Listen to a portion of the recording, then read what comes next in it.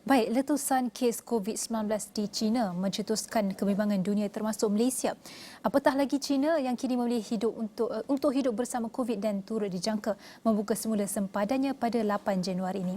Persatuan Agensi Pelancongan Malaysia MATA mengatakan Malaysia perlu tangguh dahulu daripada menerima pelancong negara Republik itu.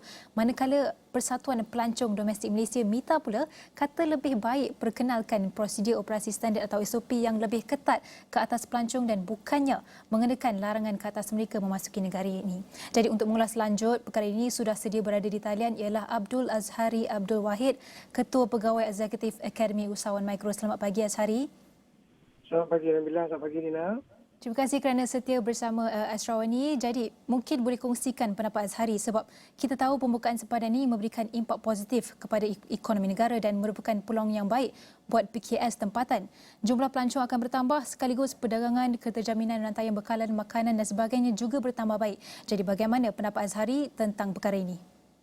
Ya, memang tak inafikan ya Nabila kalau kita lihat peluang yang ada bila kita buka sempadan walaupun dalam keadaan sangat kritikal sekarang ini dengan masalah COVID ni, seperti mana yang dinyatakan tadi, antara industri akan terkesan lagi baik adalah dari segi pelancongan kerana kita tahu pelancong dari China adalah antara pelancong yang paling ramai berada di Malaysia sebelum COVID. Dan ini peluang kalau kita bukan lihat dari segi aspek keselamatan juga kesihatan adalah peluang untuk kita bangkit semula dari segi sektor pelancongan yang agak terbelakang semenjak bermulanya COVID. Saya dapati juga kita juga boleh ada peluang untuk berbincang dengan lebih baik secara fizikal dari segi perbincangan tentang peluang-peluang pelaburan yang ada di antara PKS Malaysia dan juga gergasi-gergasi maupun juga PKS-PKS di China untuk berbincang dengan lebih baik tentang bagaimana untuk mendapatkan satu kerjasama yang lebih signifikan dalam memperkembangkan ekonomi kedua-dua belah pihak di PKS Malaysia dan juga di PKS China. Dalam masa yang sama juga kalau kita lihat dari segi aspek yang berbeza, China juga adalah antara negara yang memang sangat peka dari segi peluang digital. Mereka banyak bantu usahawan PKS di China dan ini juga peluang untuk usahawan PKS kita belajar. Ialah walaupun kita boleh belajar secara online namun pertemuan tu kadang-kadang memberi satu kata orang impak yang berbeza, namun seperti mana kita faham sebelum ini perlulah ada SOP yang lebih ketat dan juga bagaimana cara untuk menyaring mereka yang kurang sihat disebabkan oleh COVID ataupun apa-apa saja di airport tu perlu kata orang tindakan tegas dari pihak yang berwajib. Baik, itu kita bercakap mengenai antara SOP secara general. Pelancong Cina mungkin akan bertambah tidak lama lagi dan kos pengawalan COVID-19 juga akan meningkat. Sebagai contoh, kita punya mask, pelitup muka, sanitizer, sarung tangan dan pelbagai lagi. Jadi apakah langkah yang boleh kita lakukan oleh kerajaan dan ataupun agensi-agensi pelancongan dan agensi yang lain untuk mengelakkan daripada menambah lagi beban kepada PKS? Seperti mana kita dipahamkan pembentangan belanjawan hanya akan dijalankan pada bulan 2 nanti dan masih ada peluang untuk tambah baik perbincangan tentang inisiatif untuk membantu PKS terutama dalam keadaan kritikal bila misalnya COVID datang semula. Antara yang boleh kita lihat seperti bantuan pelepasan cukai untuk pembelian peralatan berkaitan dengan COVID dengan masknya, dengan test kit untuk testing dan sebagainya, itu secara tak langsung boleh membantu pihak PKS untuk mengurangkan kadar perbelanjaan dengan pelepasan cukai ya berdasarkan kelulusan diberikan oleh Parlimen dalam pembentangan bajet nanti.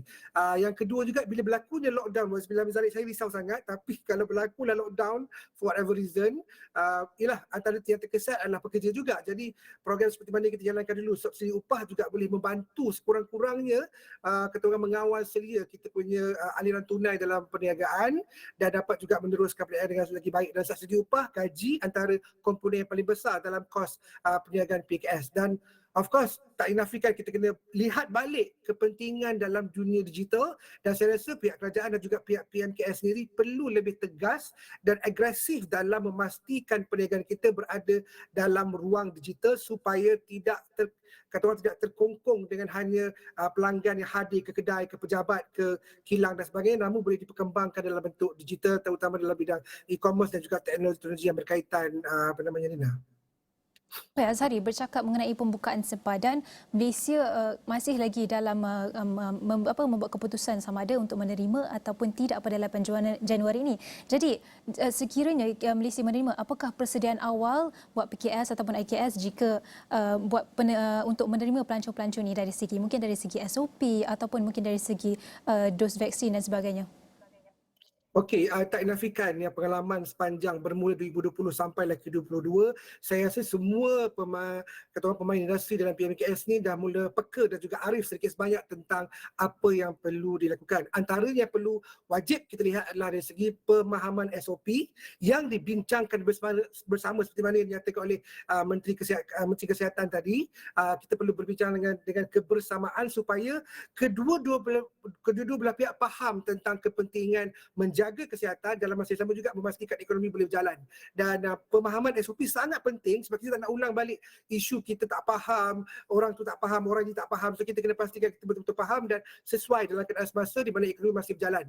Dan yang kedua seperti mana saya nyatakan tadi, kita perlu peka juga tentang strategi digital. Macam mana sekalipun kita perlu masih berniaga dan itu memang tugas kita sebagai usahawan PMKS. Jadi kita kena pastikan ilmu dan juga akses kepada pasaran melalui dunia digital ini memang diteruskan dengan lebih agresif sebab kemungkinan besar orang mungkin tak boleh keluar lagi nak membeli, semua orang tengok di online. Sebenarnya ini main peranan sangat penting dalam ketua perancangan PMKS. Dalam masa yang sama juga kita perlu fleksibel dan transparansi terutamanya kepada tim pasukan yang kita ada dalam syarikat masing-masing, kerana bila berlaku lockdown, bila berlakunya sekatan-sekatan tertentu, kita perlu kata orang lebih menjadi seorang usahawan yang lebih bermotivasi dan sering memberikan motivasi kepada pasukan kita sebab ada isu nanti kena buang kerja, isu gaji kena dikurangkan dan sebagainya. Kita sebenarnya tak nak buat, tapi kalau terpaksa, that's why transparansi sangat penting dan juga flexibility. Contoh, kerja dari rumah kalau sesuai dengan industri masing-masing perlu dilihat semula dengan lebih baik Nabila. Baik, Zahari, ada yang mengatakan bahawa kita tangguhkan dulu kemasukan pelancong Cina ataupun kita tidak boleh tangguhkan melarang mereka mahupun kita ketatkan lagi SOP ni. Tetapi seperti yang mungkin orang ramai di luar sana tidak faham apakah kesan sekiranya kita tiada strategi ataupun usaha untuk membendung sebelum kita membenarkan kemasukan pelancong Cina ini. Bagaimana, Zahari? Ya, ada dua sudut pandang. Sudut pandang yang pertama adalah kita memang betul-betul sekat. Seperti mana yang berlaku 2-3 tahun lepas pun, kita dah memang menyekat karya mereka dan mereka sendiri tidak mahu keluar daripada negara atas arahan kerajaan China sendiri. Namun begitu, ekonomi masih berkembang. Walaupun dalam keadaan yang sangat-sangat rendah, sangat-sangat perlahan, namun kita masih boleh berjalan. Dan kita faham bahawa China adalah antara negara yang paling rapat dari segi perhubungan perdagangan dengan Malaysia dan itu sangat penting dari segi bahan mentahnya, dari segi akses kepada pasaran, dari segi akses kepada dunia digital. Itu dari segi yang pertama lah. Yang kedua, kalau kita buka pun, ini yang pentingnya komunikasi antara kumpulan-kumpulan PMKS bersama dengan kerajaan dan kita buat keputusan berdasarkan konsensus antara keduanya. Of course, kuasa masih di tangan kementerian untuk menentukan hari tuju dari segi sekatan dan sebagainya. Namun bila kita rajin mendengar dan kita faham isu-isu yang kita hadapi dalam PMKS ni, menjadikan kita masih boleh berjalan dalam keadaan fizikal dan terbuka, namun dengan SOP-SOP yang tertentu, kita masih lagi mampu untuk meneruskan perbincangan dan juga perniagaan masing-masing. Dan saya rasa kesefahaman ni sangat penting dan kita tak nak ulang lagi buat apa saja kesilapan yang kita lakukan sebelum ini. Bila ada kerjasama yang baik, pemahaman yang baik, pastinya kita akan ada SOP yang lebih mantap dan lebih kata orang lebih baik dan juga berkesan kepada semua kedua-dua pihak, rakyat jelata dan juga pemain PMKS sendiri. Baik, Azhari, berbakikan 2 minit. Kalau sebelum ni Menteri Ekonomi Rafizi Ramli ada beri jaminan perlindungan buat IKS seperti tarif gas dan juga tarif elektrik. Jadi Azhari, pada pendapat Azhari, apakah bantuan atau insentif lain yang boleh diambil kira demi menjamin pertumbuhan ekonomi yang mampan sejajar dengan mungkin Belanjawan 2023 yang akan dibentangkan kelak?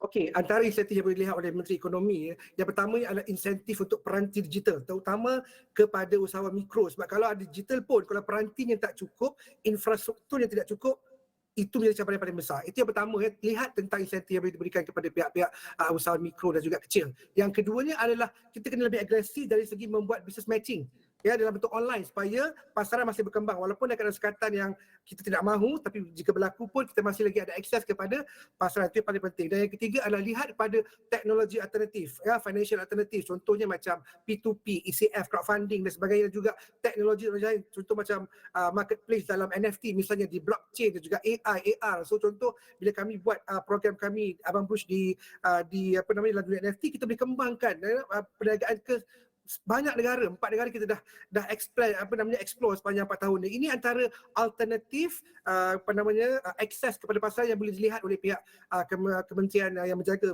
Menteri Ekonomi contohnya, untuk memastikan kita tidak terketinggalan, dalam masa yang sama juga boleh berkembang, dalam masa juga boleh berjalan walaupun sekatan tetap perlu dilakukan atas katuran nasihat kesihatan dan sebagainya. Nabila. Baik, sudah tentu PKS perlu bersedia dalam perkara ini, mendepani cabaran ini, dan perlu kerjasama setiap pihak iaitu kerajaan dan badan agensi agar ia tidak menjejaskan pertumbuhan ekonomi negara. Sekali lagi saya ucapkan terima kasih kepada Abdul Azhari Abdul Wahid, Ketua Pegawai Eksekutif Akademi Usahawan Mikro. Terima kasih.